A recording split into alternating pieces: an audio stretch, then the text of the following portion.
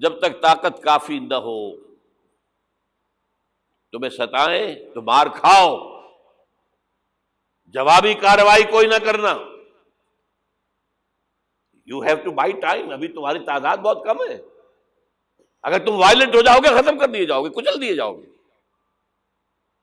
چاہے وہ تمہارے ٹکڑے کر دیں، کوئی جوابی کارروائی نہیں. خباب بن الارت رضی اللہ تعالیٰ عنہ کا واقعہ تو اہم ہے نا، آج میں جمعے میں بھی سنا چکا ہوں. بلایا گیا، آؤ خباب. آ گئے. ان کی نگاہوں کے سامنے دہتے ہوئے انگارے زمین پر بچھائے گئے. اتارو کرتا، اتار دیا. لیٹ جاؤ ان پر، لیٹ گئے. کھال جلی، چربی پگھلی، انگارے ٹھنڈے ہوئے. اب ایسا شخص سوچئے اگر اسے اجازت ہو تو دو چار کو مار کر مرے گا نا. مجھے روسٹ کرنے چلے ہیں، یہ زندہ کباب بنانے چلے ہیں. ڈیسپریٹ انسان ایک دو کو مار کر مرتا ہے، اجازت نہیں ہے. کفو ایدیکم، ہاتھ رو کے رکھو. یہ سیرت کی چیزیں، یہ موتی کہاں سے ملیں گے آپ کو؟ منہج انقلاب نبوی ضرور پڑھیے، اعلیٰ ایڈیشن لیجئے، اللہ ہمت دے. سفید کاغذ مضبوط، یہ چھپا ہوا ہے اس پر، نیوز پیپر پر سستا ہے. بہرحال وہ پڑھیں، علم تو ملے گا نا. البتہ جب تیار ہو گئے، تعداد کافی ہو گئی،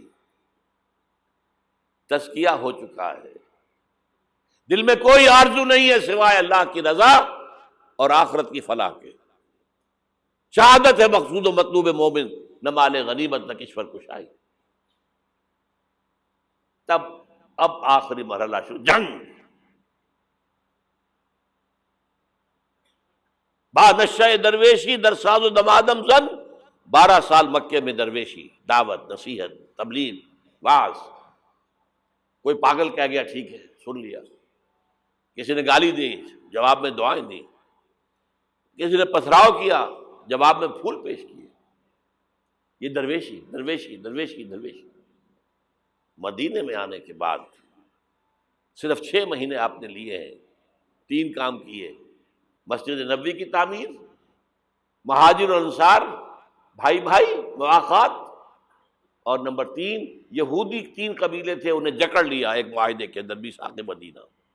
اس کے بعد آپ نے چھاپہ مار دستے بھیجنے شروع کر دیے. جنگ حضور نے شروع کی ہے، قریش نے نہیں کی ہے. یہ ہم مغربی پروپیگنڈے کے لیے کہتے رہے کہ نہیں ہم نے تو دفاعی جنگ لڑی تھی، حضور نے تو دفاعی نہیں تھی. حضور کا تو فرض تھا دین کو نافذ کرنا، قائم کرنا. اور باطل نظام کے سردار تو بیٹھے ہیں مکے کے اندر. فقاتلوا اولیاء الکفر. یہ جو اولیاء ہے، ائمۃ الکفر، قاتلوا ائمۃ الکفر، یہ سب کچھ تھا. بہرحال اس کے بعد جنگ شروع ہوئی ہے تو اوپر اپ اینڈ ڈاؤن کچھ ہوئے ہیں. بدر میں اللہ نے بہت بڑی فتح دی، یوم الفرقان. احد میں ڈسپلن کی تھوڑی سی کمزوری ہوئی تو اللہ نے سزا دی، معاف نہیں کیا، کنڈون نہیں کیا. فتح ہو گئی تھی، اللہ کا وعدہ پورا ہو گیا تھا. 50 تیر انداز جہاں کھڑے کیے تھے حضور نے، یہاں سے ہرگز نہ ہلنا، چاہے تم دیکھو کہ ہم سب قتل ہو گئے اور پرندے ہمارا گوشت نوچ نوچ کر کھا رہے، تب بھی یہاں سے نہیں ہلنا. لیکن وہاں کیا ہو گیا ڈفرنس آف اوپینین، کہ وہ تو حضور نے شکست کی صورت میں کہا تھا نا، یہ تو فتح ہو گئی ہے.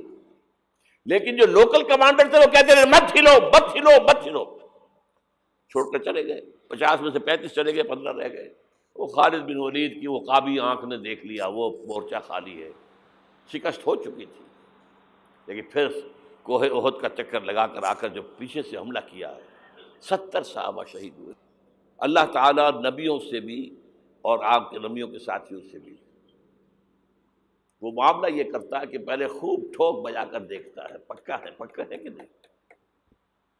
ایک دم نصرت نہیں آتی.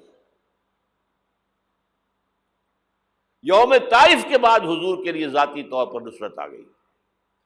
کلائمیکس ہو چکا تھا، اور دعا میں آپ کو سنا چکا ہوں.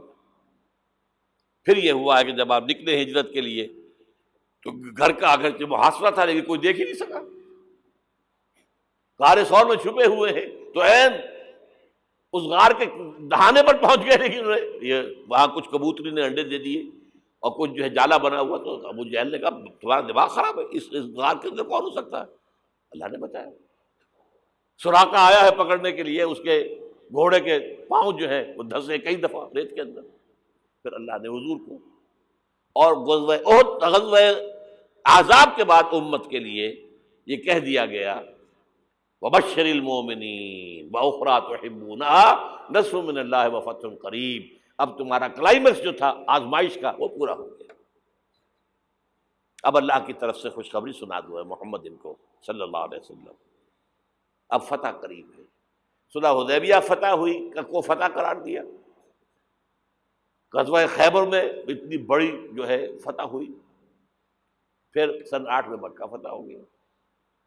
جاء الحق وزهق الباطل ان الباطل کان زہوقا۔ یہ راستہ اختیار کرنا ہوگا۔